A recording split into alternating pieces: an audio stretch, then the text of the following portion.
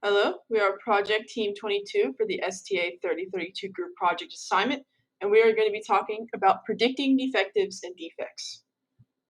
In this slide, we will be going over the statistical basis of predicting defectives and defects. Mainly, we're going to be focusing on the Poisson distribution.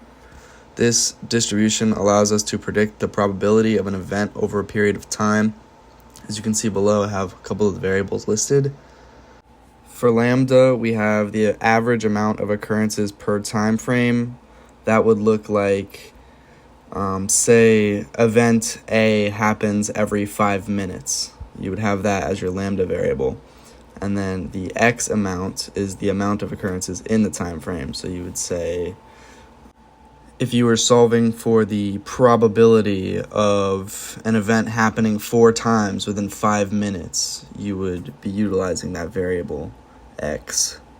And the result, f of x, ends up being the probability of the outlined event happening. You can use this method to calculate the probability of defectives if you say that a defective will occur 1 every 100 times, and you would kind of use that average amount of the defective occurring as your lambda variable. And if you run through the formula, you would be able to calculate the probability of an error or a defective. To start, the question my slide will be answering is, what kind of engineering problems does the technique contribute to solving?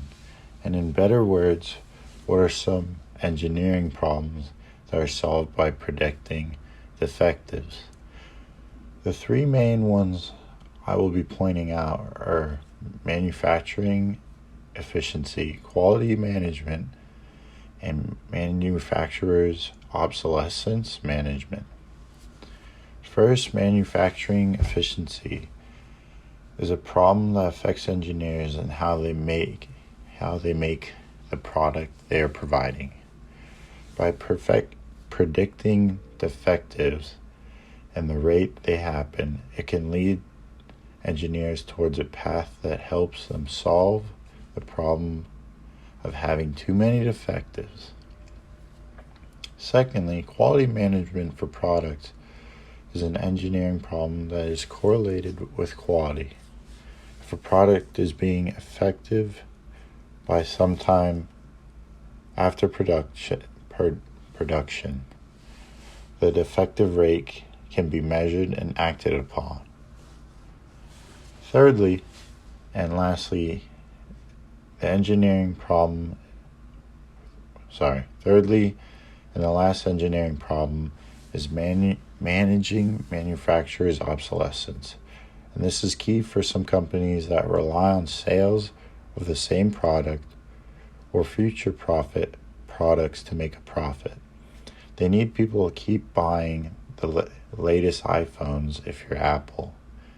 And a good reason to buy another phone is if your iPhone slows down and gets old or breaks. This falls onto the engineers due to their design, which affects the defectiveness in the short and the long term. What are some strengths and weaknesses for predicting defectives and defects? Some items can have defects and still be able to function, while some others have too many defects, which makes the item defective and can no longer be used. For example, when the FIU bridge was built, if the engineers would have counted the defects in the bridge, it would have ended in a conclusion that the bridge was defective and they could have avoided that collapse. However, a con to this method is that sometimes the defects may be hidden and you can't see them until the object is defective. Another example, the Apollo 1 rocket ship caught fire due to some internal wiring problems. When the rocket was being checked, this was not a major concern, so it wasn't checked.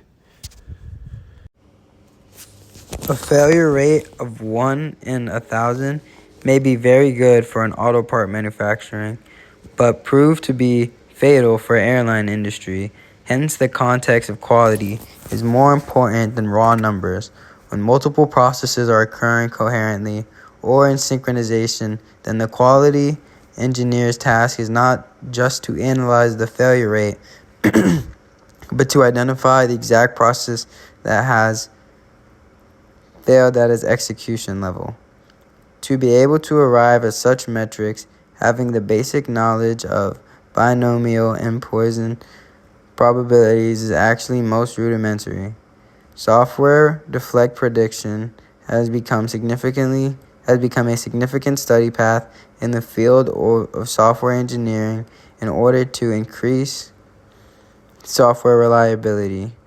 Program defect predictions are being used to assist developers in identifying potential problems and optimizing testing resources to enhance program dependability.